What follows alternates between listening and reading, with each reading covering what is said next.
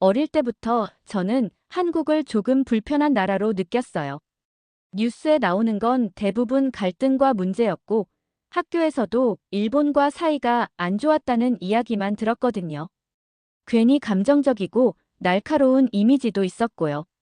한 번도 한국에 가보고 싶다는 생각을 해본 적 없어요. 가까우면서도 가장 멀게 느껴지는 나라. 저한텐 그런 존재였죠. 그런데 지금 제가 그 나라에 와 있어요. 안녕하세요. 저는 미야자와 유리라고 합니다. 일본 후쿠오카에서 조경 설계 일을 하고 있어요. 올해로 33이 되었고요. 도심 속의 자연을 녹여내는 저의 이 직업을 좋아합니다. 딱 떨어지는 일본식 정돈미 안에서 어떻게 자연을 조화롭게 담아낼지, 그게 제가 늘 고민하는 일이에요. 그런데 이번엔 좀 특별한 프로젝트가 저에게 맡겨졌습니다. 한국 서울시와 함께 도시 재생을 주제로 한 공동 프로젝트였죠. 처음엔 솔직히 긴장부터 됐어요. 한국이라니요. 솔직히 말씀드리면 전 어릴 때부터 한국에 대해 그리 좋게 느껴본 적이 없었어요. 뉴스에서는 늘 위안부 문제, 독도 갈등 같은 이야기뿐이었고요. 학교에서도 역사적으로 일본과 한국이 대립해온 얘기를 많이 들었거든요. 거기다 한국 사람들은 감정이 앞선다, 성격이 급하다 같은 편견도 자연스럽게 따라붙었죠. 그래서인지 이번 프로젝트를 듣고 처음 든 생각은 왜 하필 한국이지? 였습니다. 그런데요, 한국 측 파트너로 정민우 씨라는 분이 처음 회의에 참석했을 때 제 머릿속 이미지랑 전혀 다른 사람이 나왔습니다. 도시문화 기획자라는 직함을 갖고 있었는데 말투는 차분했고 말하는 내용은 구조적이고 논리적이었어요. 회의 내내 감정 섞인 말은 단 한 번도 없었고요. 회의 끝날 무렵에는 오히려 제가 뭔가 미안한 기분이 들더라고요. 내가 너무 한국을 단순하게 생각했구나 하고요. 그날 오후 회의가 끝나고 민우 씨가 저한테 이렇게 말하더라고요. 유리 씨, 혹시 직접 서울에 와보시는 건 어떨까요? 공간은 화면으로 보는 거랑 직접 걸어보는 거랑 정말 달라요. 저희가 안내해드릴 수 있어요. 그 말을 듣는 순간 머릿속이 잠깐 하얘졌습니다. 한국에 가본 적도 없고 사실 가고 싶단 생각도 한 적이 없었거든요. 그동안 쌓인 감정이나 편견이 벽처럼 앞을 막고 있었죠. 그런데 민우 씨 말투가 정말 담백했어요. 친절한데 강요가 없고 어딘가 진심이 느껴지는 말투랄까요? 그래서인지 괜히 그 말이 계속 맴돌았어요. 그날 밤 집에 와서 침대에 누웠는데 자꾸 생각이 나더라고요. 정말 가볼까? 하는 생각이요. 이상하죠? 전엔 단 한 번도 진지하게 그런 생각 해본 적 없는데 말이에요. 그 이후로 하루 종일 제 머릿속은 복잡했어요. 괜히 어색한 상황만 만들게 되는 건 아닐까? 한국에 가서 불편함만 느끼는 건 아닐까? 그럼에도 불구하고 제 마음속 어딘가에서는 직접 확인해 보는 게 나쁘지 않을 수도 있다는 생각이 자라기 시작했습니다. 며칠을 망설이다가 결국 결심했어요. 회사에 출장을 요청하고 스케줄을 조율하고 항공권을 예매했습니다. 그날 밤 캐리어를 꺼내 짐을 싸면서도 마음은 여전히 복잡했어요. 기대보다는 불안이 컸고 설렘보다는 긴장이 앞섰어요. 하지만 그러면서도 이상하게 가슴이 두근거리더라고요. 마치 전혀 새로운 세계로 발을 들이는 기분이었어요. 그렇게 저는 한국행 비행기에 몸을 싣게 되었습니다. 머릿속엔 여전히 수많은 질문이 떠다녔지만 한 가지는 확실했어요. 이번 여행은 제 안에 어떤 선을 넘는 일이 될 거라는 거요. 비행기에서 내릴 때까지도 마음이 복잡했어요. 솔직히 말하면 한국 땅을 처음 밟는다는 게 조금 무섭기까지 했거든요. 물론 한국인들은 일본에 관광을 많이 온다지만 저는 막연한 거부감, 경계심, 그런 것들이 꽤 오랫동안 제 안에 쌓여 있었던 것 같아요. 하지만 인천공항에 발을 딛는 순간 예상과는 다른 분위기에 조금 당황했어요. 정말 깔끔하고 체계적이었고 안내 표지판도 여러 언어로 잘 정리돼 있더라고요. 입국 심사도 빠르고 친절하게 진행됐고요. 뭐랄까, 생각보다 너무 정돈돼 있어서 오히려 어색했달까요? 공항 출구에서 정민우 씨를 처음 실제로 만났어요. 화상 회의로만 봤을 땐 무표정한 인상이라고 생각했는데 직접 보니까 인상이 훨씬 부드럽더라고요. 깔끔한 셔츠에 단정한 재킷, 그리고 조금 어색한 웃음. 저도 웃긴 게 그 순간 괜히 저도 웃음이 나왔어요. 말은 많이 해봤지만 직접 만나면 또 다른 느낌이 들잖아요. 오시느라 고생 많으셨어요. 아니에요. 덕분에 순조롭게 왔어요. 인사는 짧았지만 공기가 어색하진 않았어요. 같이 택시를 타고 서울 시내로 들어갔는데 차창 밖 풍경이 생각보다 익숙한 듯 낯설었어요. 고층 빌딩들, 빠르게 움직이는 사람들, 커다란 간판들. 겉모습은 도쿄와 다르지 않은데 분위기는 확실히 달랐어요. 어디서 오는 차이일까 싶었죠. 일본보다 뭔가 더 직설적이고 속도가 빠르달까요? 처음엔 그게 좀 피곤하게 느껴졌어요. 서울 도착 첫날, 민우 씨가 명동에 데려가 주셨어요. 일본 관광객도 많다고 하니까 저도 좀 편하게 느낄 수 있을 것 같다고 생각했죠. 거리는 생각보다 훨씬 화려했어요. 간판도 크고, 음악도 크고, 사람들도 에너지가 넘쳤어요. 저는 사실 조용한 분위기를 좋아하거든요. 그래서 처음엔 살짝 어지러웠는데, 그래도 신기하긴 했어요. 거리에서 파는 군밤 냄새, 붕어빵 굽는 소리 같은 게 이상하게 정겹게 느껴졌거든요. 우리는 길거리 음식점에서 떡볶이랑 어묵을 먹었어요. 민우 씨가 길거리 떡볶이를 꼭 먹어봐야 한다고 하더라고요. 저는 속으로 맵기만 한 음식 아니야? 또 생각했지만 맛은 생각보다 복잡했어요. 맵고 달고 짭짤하고 이상하게 자꾸 손이 가더라고요. 한국 분들은 이렇게 매운 걸 자주 드세요? 제가 묻자 민우 씨가 웃으면서 대답했어요. 네, 매운 거 먹고 스트레스 푼다는 사람들도 많아요. 약간 힐링 음식 같은 느낌이죠. 그 말을 듣고 저는 조금 놀랐어요. 매운 음식이 힐링이라니. 저 같으면 스트레스를 더 받을 것 같은데요. 근데 먹다 보니까 이상하게도 땀이 나면서 기분이 개운해지더라고요. 민우 씨 말이 이해되는 순간이었어요. 저녁을 먹고 숙소에 돌아오는 길, 저는 조금 복잡한 기분이었어요. 겉으로는 서울이 정말 세련되고 체계적인 도시로 보였지만 제 안에서는 아직도 뭔가 벽 같은 게 느껴졌어요. 사람들은 친절했고 거리도 깨끗했고 음식도 맛있었어요. 그런데도 어딘가 마음이 긴장된 느낌. 이게 아마도 익숙하지 않은 곳에 있다는 불안감일 거예요. 그게 저도 모르게 저를 꽉 잡고 있었던 거죠. 숙소에 도착해서 짐을 정리하면서도 계속 생각했어요. 나는 왜 이렇게까지 긴장하고 있었던 걸까? 단순히 낯선 곳이라서 그런 걸까? 아니면 한국이라는 나라에 대해 제가 미리 가지고 있던 이미지 때문일까?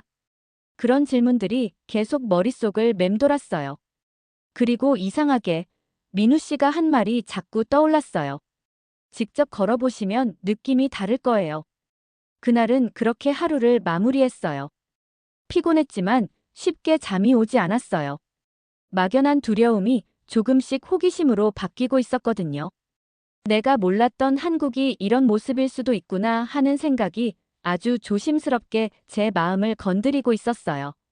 서울에서의 둘째 날 아침, 민우 씨와 약속이 없어서 혼자 시간을 보내기로 했어요. 숙소 근처 강남 일대를 한번 걸어보자 생각했죠. 익숙한 브랜드 매장들과 북적이는 출근길. 인파, 도쿄랑 크게 다르지 않은 듯 보이면서도 분위기는 조금 달랐어요. 왠지 모르게 이곳 사람들은 속도감이 있으면서도 자유로운 느낌이 있었달까요? 그날따라 날씨도 좋고 카페 거리 분위기도 좋아 보여서 잠깐 앉아 쉬어가기로 했어요. 조용해 보이는 베이커리 카페에 들어가서 아메리카노와 크루아상을 주문하고 창가 자리에 앉았죠. 주변은 말끔하고 정돈돼 있었고 자연광이 예쁘게 들어오는 공간이었어요. 이런 데서 한국 사람들도 하루를 시작하는구나 싶었죠.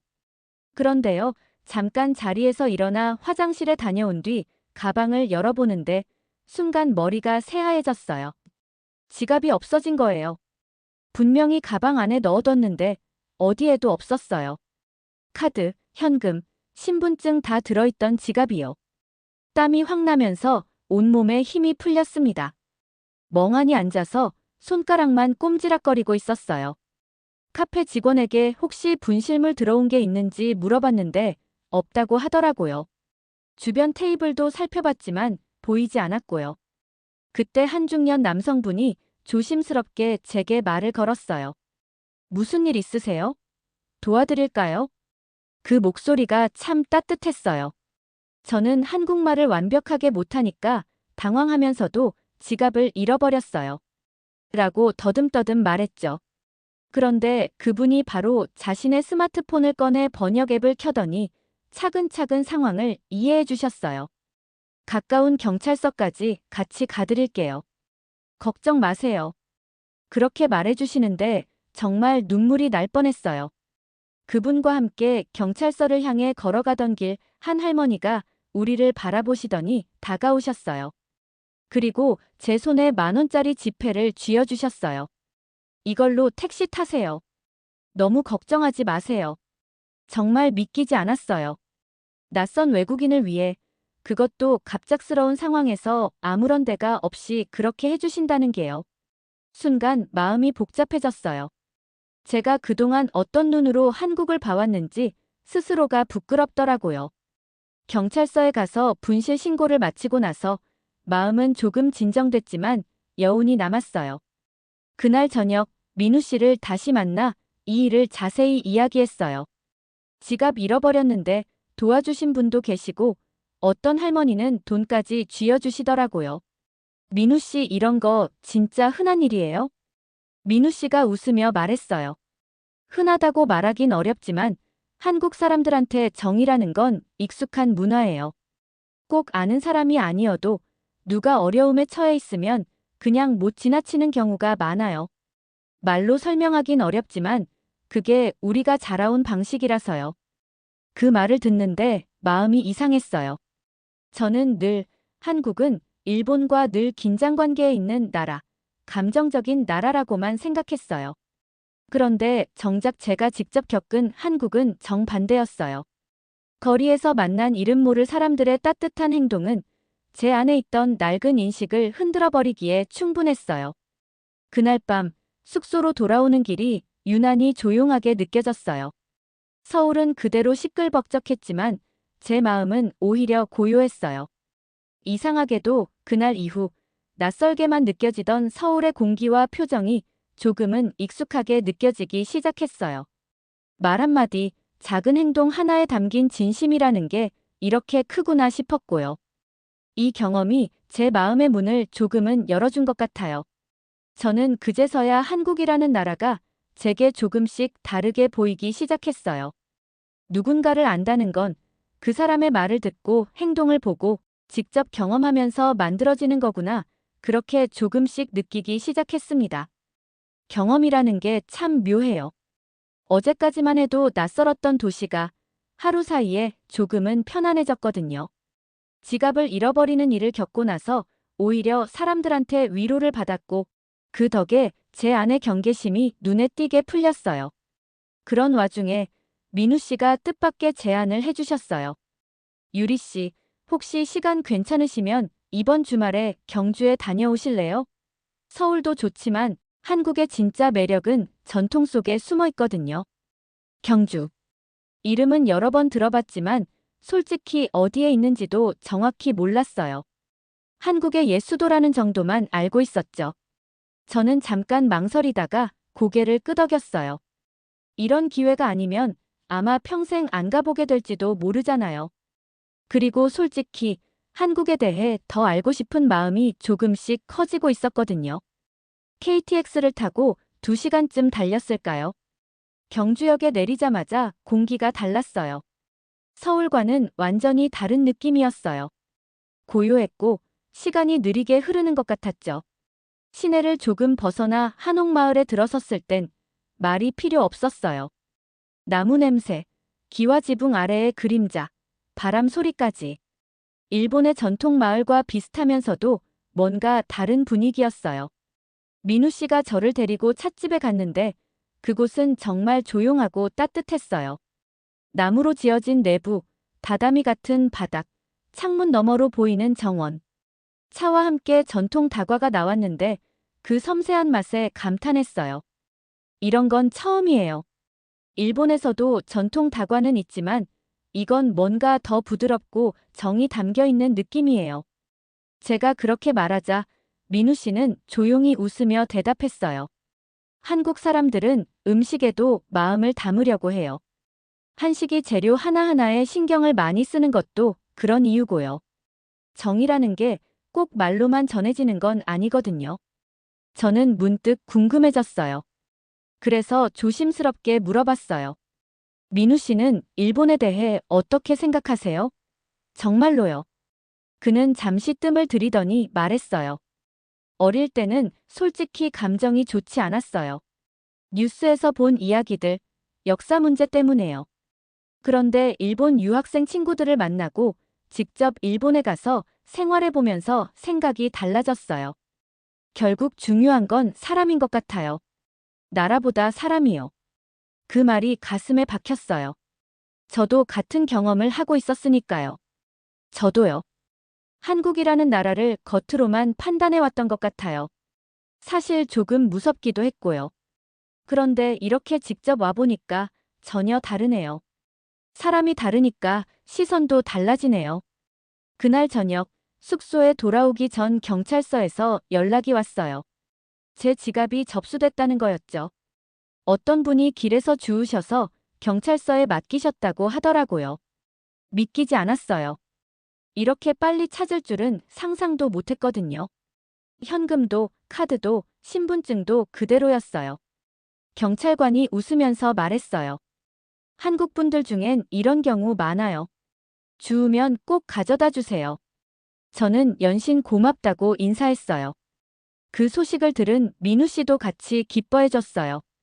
다행이에요. 정말 다행이에요. 그 지갑 안에는 유리 씨 한국에 대한 기억도 함께 들어있었잖아요. 그 말이 괜히 울컥했어요. 맞아요. 그냥 지갑이 아니라 그 안에는 제 오해와 편견을 흔들었던 사건들이 담겨 있었어요. 한국이라는 나라가 저를 어떻게 받아들였는지를 보여주는 상징처럼 느껴졌죠. 그날 밤, 우리는 경주 전통시장에서 비빔밥을 먹었어요. 창밖 풍경을 보면서 생각했어요. 이건 단순한 출장도, 여행도 아니었구나. 내 시선을 바꾸는 과정이었구나. 일본으로 돌아가기 전날, 민우 씨와 마지막으로 인사동을 함께 걸었어요. 골목마다 전통과 현대가 자연스럽게 섞여 있었고, 저는 예전보다 훨씬 편한 마음으로 그 거리를 걸을 수 있었어요. 전통 공예 가게에서 작은 다기를 하나 샀고요. 한국에서의 기억을 담고 싶었거든요. 그가 말했어요. 가을 경주는 더 예뻐요. 단풍이 한옥 지붕 위에 내려앉으면 정말 멋있어요. 그땐 꼭 다시 오세요. 저는 웃으며 대답했어요. 그땐 출장 말고 여행으로 올게요. 아마 진짜 좋아하게 될 것 같아요. 그렇게 공항으로 향하는 길, 저는 창밖을 보며 지난 며칠을 떠올렸어요. 낯설기만 했던 나라에서 받은 정, 마음을 흔든 순간들, 그리고 저를 바꿔놓은 따뜻한 말들. 그 모두가 제 안에 조용히 스며 있었어요. 이제 한국은 저에게 낯선 나라가 아니에요. 다시 오고 싶은, 누군가를 만나고 싶은, 그리고 고마운 사람들이 있는 그런 특별한 장소가 되었어요. 그리고 전, 그날 이후로 더 이상 뉴스를 통해서만 나라를 판단하지 않게 됐어요. 직접 보고 듣고 느낀 걸로 판단하는 게 얼마나 중요한지 알게 됐거든요. 민우 씨가 저에게 건넨 마지막 말이 아직도 기억에 남아요. 유리 씨가 한국을 그렇게 느껴주셨다니 저도 정말 고마워요. 다음에 오시면 또 좋은 추억 만들어요. 정말 고마웠어요. 한국도, 그곳에서 만난 사람들도. 저는 그 따뜻한 마음 덕분에 완전히 다른 시선을 갖게 되었어요. 이제는 정말 다시 오고 싶어요. 오늘의 이야기는 여기까지입니다. 오늘의 사연이 마음에 드셨다면 구독과 좋아요 부탁드리겠습니다. 구독과 좋아요는 영상 제작에 큰 힘이 됩니다. 끝까지 들어주셔서 감사합니다. 더 좋은 사연으로 여러분을 찾아오겠습니다. 감사합니다.